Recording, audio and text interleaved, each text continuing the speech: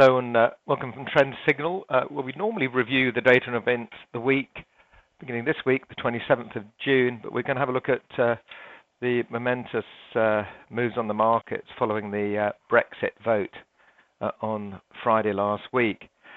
So the UK has chosen to leave the EU. The market moves were predictable in a way. Risk-off trades, equities down, bonds up, including gilts, surprisingly, dollar up, and most dramatically, obviously, sterling down. So who got it wrong? Well, pretty much everyone, really. Cameron, the gamble failed to try and resolve the split in his party. The pollsters, talk about totally useless, less than useless, actually. Bookmakers, well, they make their prices on the weight of money. There's a certain feeling that there might have been a bit of manipulation there as well. And business got it wrong. Government got it wrong. The EU got it wrong. The European Union definitely got it wrong, as we can see in some of the moves on Friday. The worst performing stock market last week, certainly in the EU, was the ASE 20, the Greek stock index, down 272, nearly 16%. Our own FTSE, ironically, was actually up on the week, 118 points, courtesy of the bounce that occurred early on last week following the murder of Joe Cox. The Dow and S&P down 1.6, 1.7%. The DAX, a very modest 74 points. Big moves in the peripheral, though, the likes of the IBEX down over 1,000 points, 12.35%. The mid-40 in Italy, down 2,242, which is 12.5%. And the poor old Nikkei, courtesy of a further safe haven buying of its currency, so the Nikkei off 647, hot on the heels of a 1,000-point fall the previous week, so that's down, 4.15%. Currency swings, I guess, are the most obvious signs of angst in the market. The euro down 191 points, 1.7%. Sterling, by far and away the biggest faller, as you'd expect, 187 pips or 6.87 cents, close on 5% move.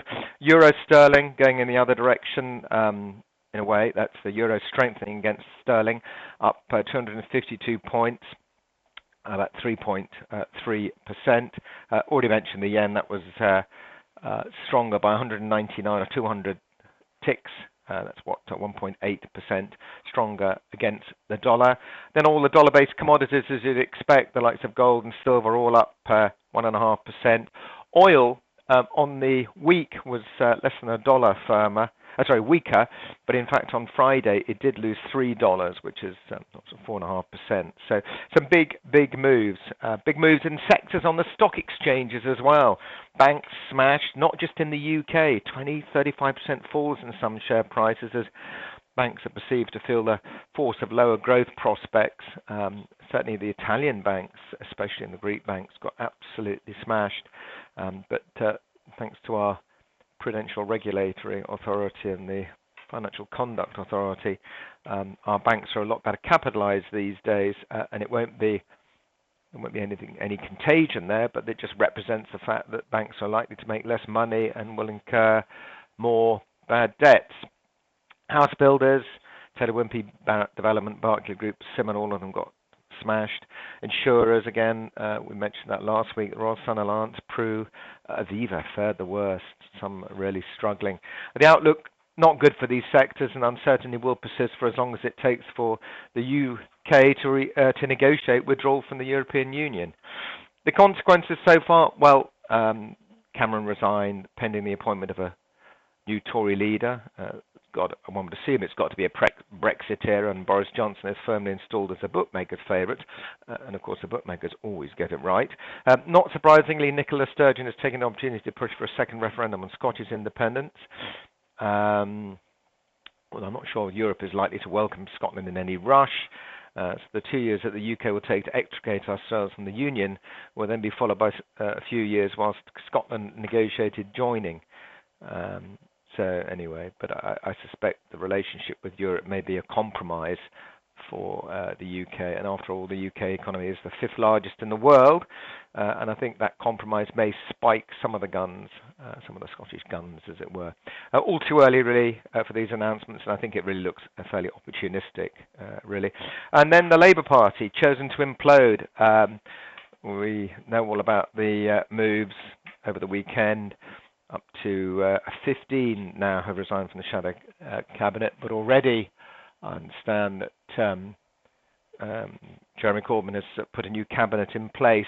And one of the problems for the Labour Party is that Jeremy Corbyn has a lot of support grassroots, and if he went for leadership again, it's likely that he'd get it. The only problem is he could run out of Labour MPs to support him in a shadow cabinet. Implications? Well, in the short term, I guess Brexit provides a headache for business and government departments, all the people who might have to rewrite the legislature.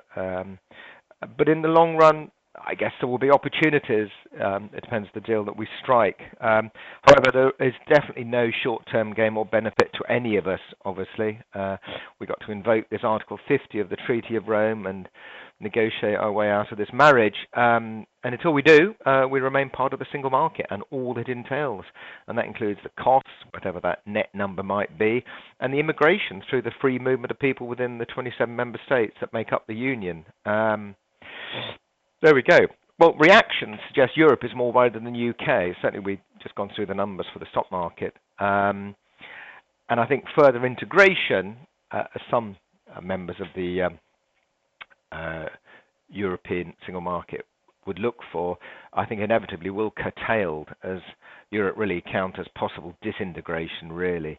And I think Angela Merkel from Germany is the one that's the most realistic and said that the UK will decide when they're ready. It's in everyone's interest, and BMW and Mercedes and VWs, etc., etc. Jean-Claude Juncker, the Luxembourg politician who's president of the European Commission, which is the sort of executive branch of the European Union, said that the UK should just get on with it immediately. Well, he would, wouldn't he? Already the Czech foreign minister is quoted in the Daily Telegraph saying that Juncker is to blame for Brexit and should go. Juncker is a bit of a federalist. In fact, not a bit of. He is a federalist and a classic career politician who is a European state ideologue and has been calling for more integration. So, the markets are inevitably will remain in a state of limbo. I think whilst these negotiations take place over the next, 2 years plus, however long it takes us to invoke the Article 50, so 27, 28 months, possibly, and possibly longer. But we expect the angst to die down and for politicians and businesses to get back to focusing on their jobs. Let's have a quick look at the data, which is not so important as you would normally expect. It's a fairly light-ish calendar. Draghi speaking 3 days on the trot about God knows what. Inevitably, he will be asked those questions about the implication for the Eurozone and for the wider EU. We got the various bank holidays thrown in. We got the final reading of GDP in the US Q1 and also consumer confidence out in the States as well, which remains very high, or certainly it will remain high, especially now that the Fed are likely not to be raising rates at all this year, certainly following Brexit. It seems highly unlikely. Janet Yellen speaking on Wednesday, that'll provide us with a little bit of interest, 2:30 in the afternoon. Other than that, there's no non-farm payroll this week, although we do have the first Friday of the month this Friday. I think because of the bank holiday on the Monday, Independence Day, that it's delayed it somehow, and we get the data next Friday for non-farm payroll.